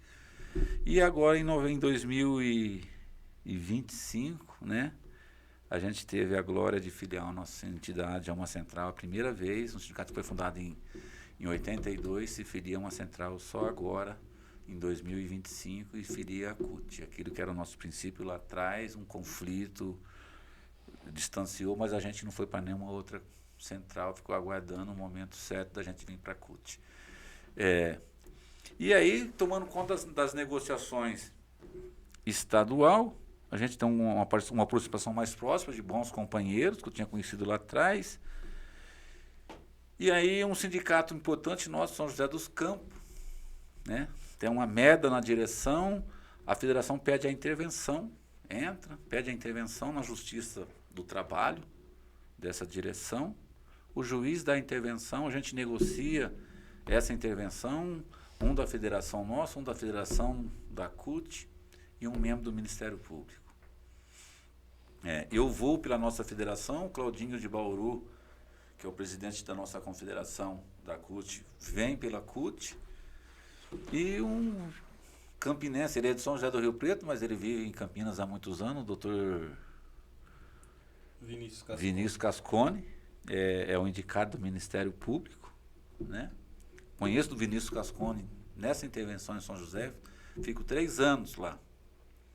Eu tinha uma relação muito boa, tive que ter uma relação muito boa com o Vinícius, porque na prática quem ficava no sindicato era eu, né? O Claudinho estava mais em Brasília que tudo. O doutor Vinícius só quando tinha alguma questão jurídica ele intervia. Eu só me reportava a ele tudo que a gente fazia, porque ele tinha que reportar ao juiz e ao Ministério Público. Então quem tinha que... E São José dos Campos pegou a Campinas, você tem um polo petroquímico grande, fantástico, né? Tanto em São José como Vocês tocaram 3 anos o polo petroquímico lá? É pesado o polo, hein? Como intervenção, sem ter a legitimidade, sem ter um grupo. Você não tem uma diretoria para te ajudar. Aí você contava com os companheiros, né? Vivia gritando Campinas, vivia gritando os companheiros da Grande São Paulo. Que bucha, hein? Que bucha. E lá você tem São José, né? A Petrobras. Você tem Caraguá, ao TGCA, que é a planta da Petrobras de gás. E você tem em São Sebastião o bombeamento de petróleo. Tem 3 plantas da Petrobras, que pertencem ao mesmo sindicato. Então, foi um aprendizado. Eu falo assim, que eu sou um cara que eu passei por bons aprendizados. Sabe? Então, você vai se moldando cada vez. Você acha que já sabe tudo, você pega uma outra tarefa, cara, e uma bucha que você tem. Aí o Vinícius começava, quando o Vinícius ia lá, ele começava a especular. Por que 2 federações? Aí eu comecei a explicar para ele essa conversa que nós tivemos aqui hoje, né? De como que aconteceu, por que aconteceu. Ele falou assim, mas não tem jeito de se transformar numa só? Eu falei assim, é meu sonho, Vinícius. Como eu fiz parte, eu estava lá quando dividiu, eu gostaria de, antes de sair do movimento sindical, que a gente corrigisse esse erro histórico. Ficava claro que foi um erro, sabe? Porque todo mundo perdeu. E quem mais perdeu foi os trabalhadores que a gente representa, que a gente perdeu a força. O sindicato patronal jogava com um e com o outro. Né? Você nem sentava aqui, sentava divididos. A gente começa a fazer essa discussão que quando a gente entrega a intervenção, faz a eleição, elege uma nova diretoria, porque demorou 3 anos porque veio a pandemia.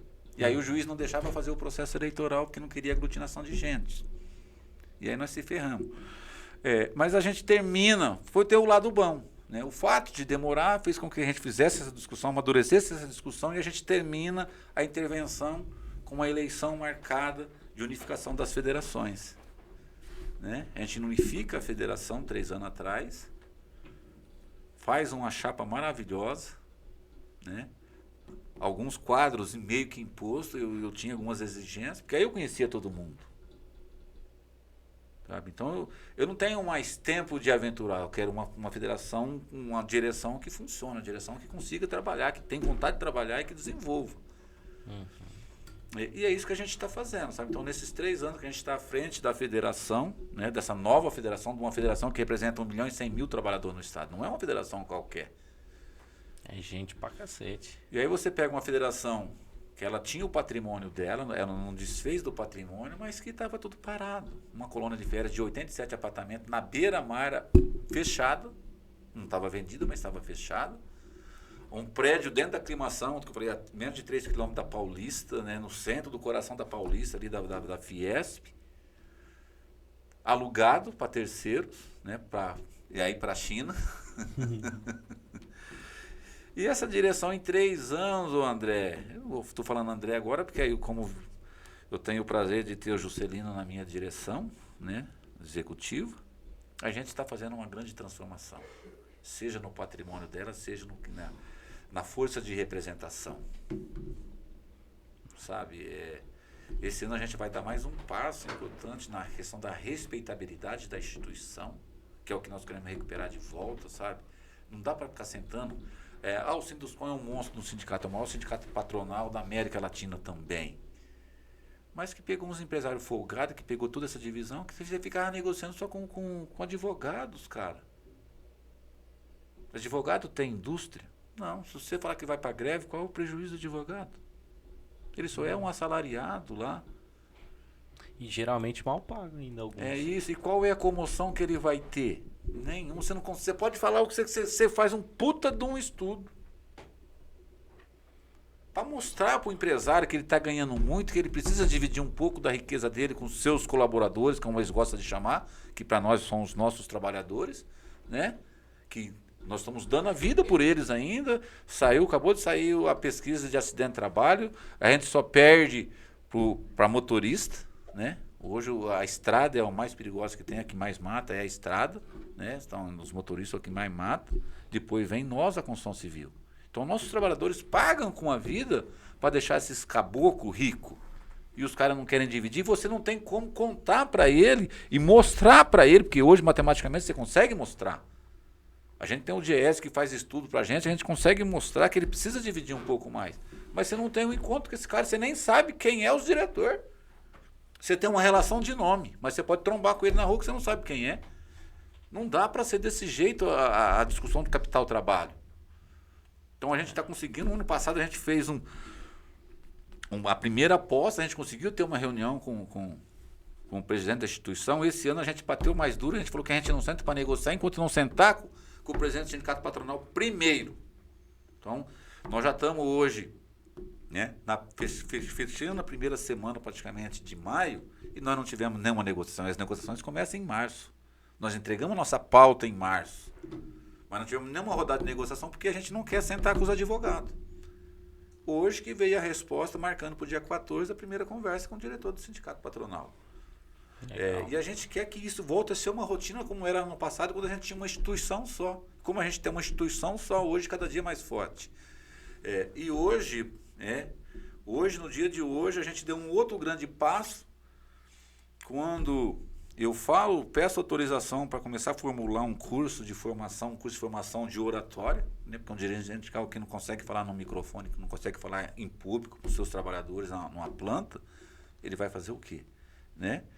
O Juscelino levanta e fala de um outro curso que ele gostaria que começasse a fazer, que é a formação. A formação. Porque você pega um jovem hoje, o que ele sabe do movimento sindical? Nada. Ele entra numa planta, qualquer planta de trabalho que ele entrar hoje, né, qualquer indústria, qualquer fábrica, comércio, tudo que ele está vendo. Vamos pegar a nossa categoria, que nós estamos falando, né? Você pega uma convenção que tem ticket de alimentação, que tem seguro de vida, que fala dessa questão de saúde, e ele acha que tudo isso o patrão dá de bonzinho. Chegou de graça. Quantas greves nós fizemos? Aí eu posso falar minha cabeça branca, eu participei disso lá atrás. Boa parte dessas lutas. E aí quando eu falo do nosso companheiro para trás, que instituiu o 13º, que instituiu as férias, quantos companheiros morreu na luta lá atrás para conquistar? Só que esse jovem chega tudo pronto e ele não sabe. E aí é um erro nosso, né? Porque se a gente não contar, não tem como ele saber. Então hoje a gente discutiu de criar, a gente começa o estudo, o Juscelino é o responsável por correr atrás disso, né? Da gente criar uma plataforma, criar uma forma de estudo, né, por fases. Primeiramente a gente começar a formar nossos dirigentes sindicais novamente.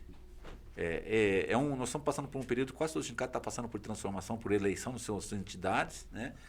E com bastante renovação. Então a gente quer começar a ter formação como eu tive o prazer de ter lá atrás. Não precisa ir para a Rússia mais, mas pelo menos aqui dentro tendo um bom padrão, sabe? Né? Porque para que ele consiga transmitir para os seus companheiros no chão da planta que ele trabalha, da fábrica, da construção, né? É a luta, a importância da luta. Nós estamos vendo agora, de novo, voltando para que é a bola da vez, a redução da jornada de trabalho e o fim da escala 6x1, né? Nós acabamos de chegar a 15, nós saímos dia 14 de abril das nossas regiões para ir para Brasília, marchar no dia 15, para cobrar do Congresso um projeto que está lá há mais de 10 anos, da redução da jornada, do fim do 6x1, e que não se discutia. No dia que a gente cria marcha, que a gente coloca 40 mil dirigentes sindicais do Brasil inteiro marchando, cobrando o Congresso fala que vai montar a comissão e monta a comissão para discutir o projeto. Né? Que ontem já teve a primeira reunião da comissão, que está implantada, já está instalada, né? Que tem, como o governo também manda um projeto de lei com urgência constitucional, o Congresso tem 45 dias para votar o projeto de lei do governo. Então, eles não querem dar essa graça para o governo, eles começam a discutir a PEC deles, né, de deputados nossos, da Hélita Ailton e nossos companheiros de Minas Gerais, o Rogério, não é Rogério, nosso deputado de Minas Gerais, né, e está avançando. E a gente, só se a gente amolecer e achar que já está ganho as 40 horas, aí não vai passar mesmo. E não passa mesmo. A gente tem que passar antes do processo eleitoral. Exatamente. Tem que passar antes da eleição. Porque se não passar antes da eleição, então eles nada vão empurrar vai ser, mais 4 anos, se der. Isso. E nada vai ser dado de graça. Reginaldo Lopes. E o que eu costumo dar como exemplo a minha região, porque aí eu consigo falar com bastante tranquilidade. Eu estava no chão de fábrica em 88, quando reduziu a jornada de trabalho de 48 para 44. Né? Foi na Constituição de 88, foi o ano que eu me afastei. No final do ano de 88 eu me afasto a serviço do sindicato.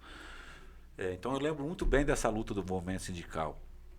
Se eu pegar, como eu estou saindo, foi o ano que eu estava na planta, dentro da planta ainda, é o ano que eu saio da planta, eu tenho os números de produção na cabeça.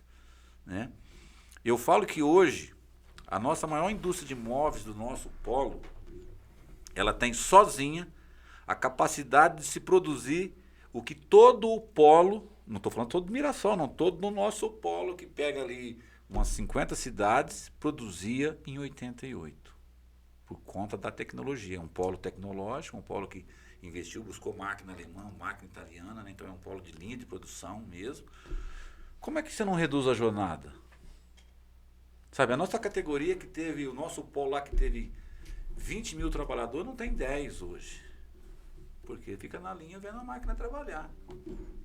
Hoje, aquilo que a gente está discutindo, a questão do formista, a questão do montador na construção, nós tivemos que discutir lá atrás, porque hoje a gente tem o técnico dentro da indústria moveleira.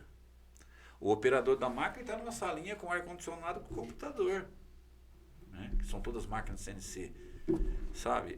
Então essa transformação veio e não veio conforto para o trabalhador, não veio a redução de jornada. 38 anos sem reduzir jornada num momento de transformação. A própria FIES fala na indústria 4.0, mas e o trabalhador 4.0? Cadê ele? Eu queria aproveitar a sua presença aqui. Nós estamos encaminhando para o final, conversa boa, passa rápido. Já tem mais de 1h30 que a gente está conversando, mas tem uma pergunta que eu preciso fazer. A gente está ressuscitando, ou a gente está criando, repaginando uma campanha que a gente já tem aqui há algum tempo e a gente já trabalhou ela e a gente segue trabalhando, tem que ser um trabalho constante, que é a campanha pela redução do saco de cimento. Né? Já houve lá atrás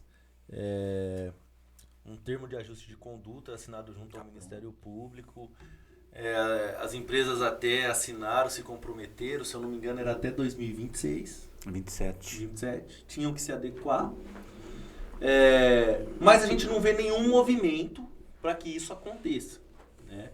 A gente sabe que não é do dia para a noite, plim, mudou a produção das ensacadoras. Tem que mudar toda a planta. Exatamente. E aí pronto, acabou o tamanho do saco de cimento. Eu queria ouvir um pouco de você, o que você acha dessa campanha, porque nós vamos retomar ela com muita força, inclusive. Eu gostaria de contar com a federação, contigo para isso. E eu gostaria de saber qual a sua opinião e como que a gente deve trabalhar isso aqui na nossa base. Olha, é fantástico você lembrar disso, porque faz tanto tempo que a gente fizemos o termo de ajustamento de conduta com o Ministério Público e a indústria, né? Você vê, na época a gente queria 5 anos, a indústria pediu quase que 15. E acabou se fazendo, a gente chegou ao acordo que era melhor a gente fazer um acordo e ter data para acabar do que não fazer e continuar a discussão. Não tinha nada que pudesse obrigar, né? E está chegando, que você falou assim, é uma questão que a gente nem se apega muito, mas é preocupante. A gente vê países da América Latina que já mudou, a mesma indústria, né? Porque o cimento está na mão de 2 ou 3, né? Mundialmente. Tanto é que a nossa indústria de semente vira intersemente, né? Ela está no mundo inteiro. É tão engraçado isso que eles não desmancham as plantas, mas eles congelam elas, sabe? Você tem uma planta aqui hoje que não está produzindo nada, tem meia dúzia de trabalhadores só mantendo o forno, as coisas ali, eles estão produzindo lá. Aí fecha lá e volta a produzir. Porque se produz tanto e está tudo na mesma mão que eles conseguem fazer esse controle para não dar alta produção e o preço cair. Eles controlam o preço. Criou-se mais ou menos o que tem o petróleo com a OPEP, que controla a produção para ter preço, né? Então eles levam o preço que eles querem de acordo com o que eles produzem. E no petróleo, no cimento se faz a mesma coisa. É meia dúzia de empresa mundial que manda no cimento, né? E eles não desfazem das plantas, mas eles vão congelando aqui e ali, aí descongela aqui, mas congela lá, para eles controlar a produção e ter preço.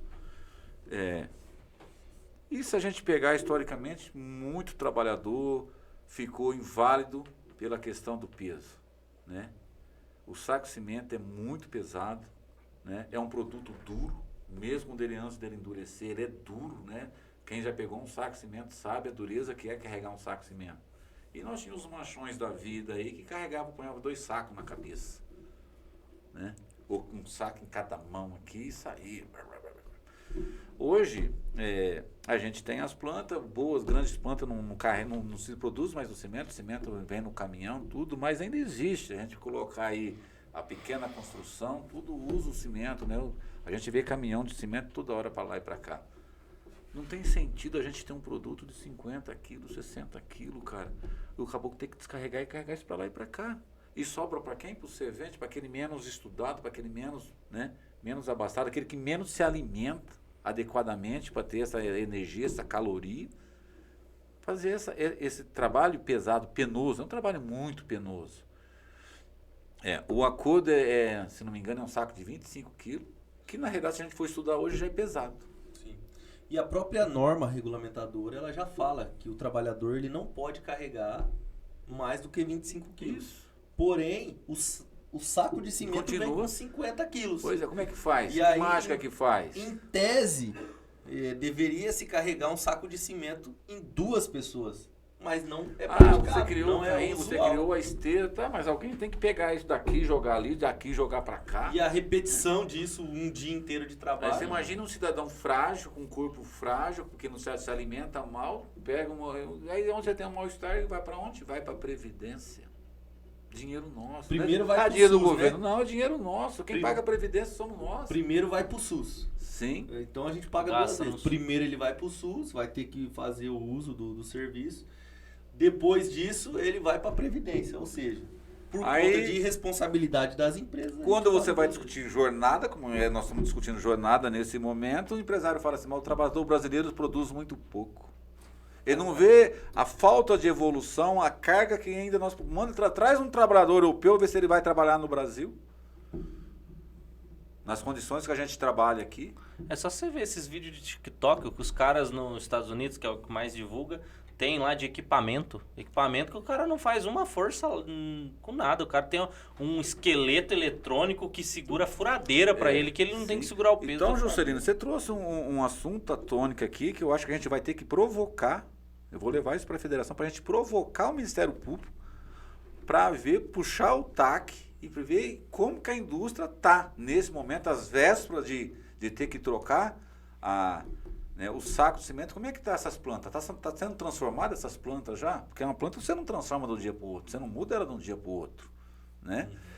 Foi muito bem lembrado, eu vou chamar isso para dentro da federação para a gente provocar o Ministério Público para desengavetar o TAC lá e a gente fazer a visita em loco de como que está a preparação dessas plantas de cimento, de produção de cimento, né? Para essa nova realidade que eles vão ter que... Amanhã, 27 é amanhã. Amanhã mesmo, né? Gilmar, presidente, a gente precisa te liberar, você ainda tem 350 quilômetros para frente, a gente já está conversando há 1h40 minutos, né? Conversa boa passa rápido mesmo, é assim, a gente já está acostumado. Gostaria já de te agradecer e te convidar para retornar, porque nós temos muito mais assuntos a ser tocados, principalmente em campanhas salariais, que a gente vive na luta todos os dias, né? Então, te agradecer. E no final a gente sempre faz 2 perguntas e com o senhor não vai ser diferente. Gostou de estar aqui? Amei. Sabe, aquilo que você falou, sabe? Quando a gente que vive na política, fazendo o social, trabalhando pelo social, o que mais, tipo assim, quando eu estou em São Paulo, e às vezes você fica 3, 4 dias, 4 noites, porque de dia você tem uma reunião aqui, à noite você está sozinho. E eu odeio São Paulo por conta da frieza que é a cidade em calor humano, né? E eu acho que falta muito hoje, entre mesmo nós, não sei, alguém falou hoje na nossa reunião, da importância da gente ter seminário, a gente ter essas coisas, que a gente tem os momentos do barzinho, de conversar, de trocar ideia, sabe? Você vê que passou 1h30 e a gente nem percebeu, né? Só num bom papo, falando de boas coisas, falando de ideias, falando daquilo que pode ser feito, daquilo que já foi feito. Num país em transformação, né? Então, quantas coisas a gente tem para discutir? Então, amei estar aqui. Aqui é meu caminho da roça, eu passo por Campinas toda semana, né, para lá ou para cá. Tenho que passar por aqui, é muito difícil, eu sair pela Castelo, né? Só quando tem algum compromisso com algum sindicato naquela região, mas é muito difícil. Então me coloca à disposição também, porque foi maravilhoso estar debatendo com vocês, conversando com vocês, esse início de noite, no primeiro programa após o dia do trabalho, né? E a gente foi falando daquilo que o trabalho pode nos produzir, pode nos, né? Falamos muito pouco da luta, mas falamos muito daquilo que a luta traz para o trabalho, que é o importante de tudo isso, né? E que a gente sempre coloca que é dia do trabalhador, isso, né? Porque não é dia de descanso, na verdade, é dia de você fazer reflexão luta, de vida, de luta, né? Que a gente mesmo esqueceu disso, né? Então, amei estar aqui nesse programa maravilhoso e debatendo com cabeças pensantes, com uma molecada mais jovem, que é o que é preciso, né? O país precisa fazer essa molecada debater. Verdade. Quem que o presidente queria ver aqui, trocando essa ideia com a gente? Nessa linha, eu gostaria de ver aqui meu diretor financeiro, Marcelo Ferreira, de Guarulhos. Né? Verdade, Marcelão, um abraço pro Marcelo. A gente precisa trazer, vocês são o amanhã, né? Você já faz parte do hoje, mas vocês são o amanhã, e aí essa transformação, aquilo que a gente discutiu hoje, de você formar o outro mais jovem, então esse ciclo não pode parar. Então eu gostaria de ver o Marcelo Ferreira aqui nessa mesa também. Show de bola, Marcelão. Marcelão já tá convidado já. Já vai se programando que a gente vai se falar. Presidente, muito obrigado. Tamo junto. Tamo junto. André, foi um prazer estar aqui. Conta sempre com a gente. Quando quiser voltar, fique à vontade. Te agradecer, dizer que a gente está à disposição também.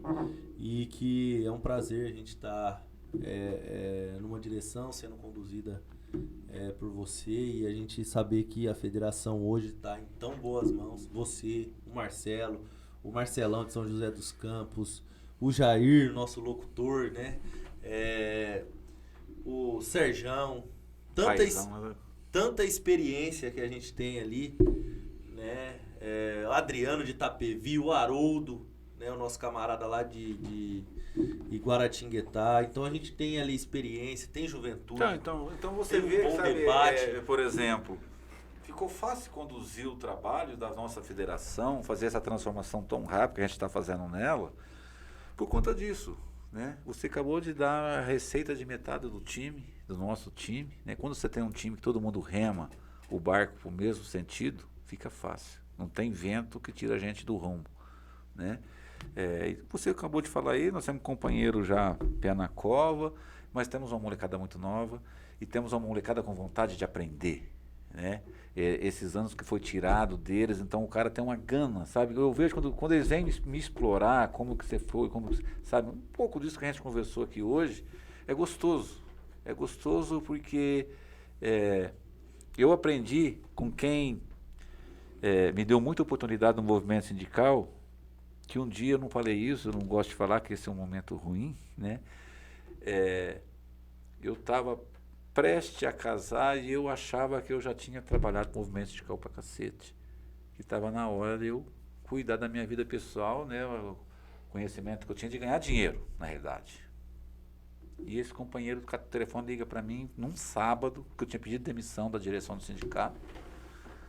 fala assim: quem pagou teu curso na União Soviética foi o trabalhador. Quem pagou teu curso em tal lugar foi o trabalhador. Quem pagou... Agora que você está pronto, você quer ir embora ganhar dinheiro?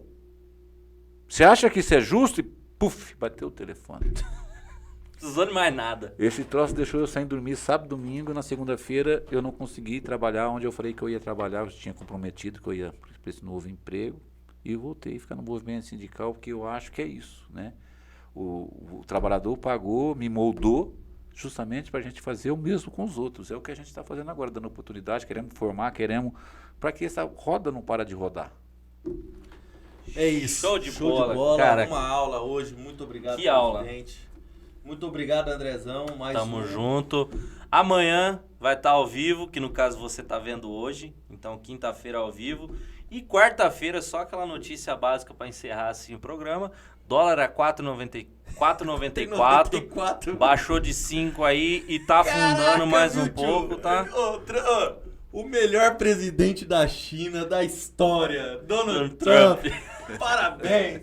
E com isso, com essa notícia maravilhosa... E o petróleo baixou 8% hoje no Brasil. Mais 8%. Mano, só notícia boa. E vão dizer ainda que aquele carinha lá na presidente da República tem sorte, né? Ele é só sortudo, só. Ele não está nesse momento chegando nos Estados Unidos pra conversar com o Trump. Se moscar, ele vai jogar esse dólar R$1, viu? Olha lá, hein? E eu vou falar uma coisa pra você.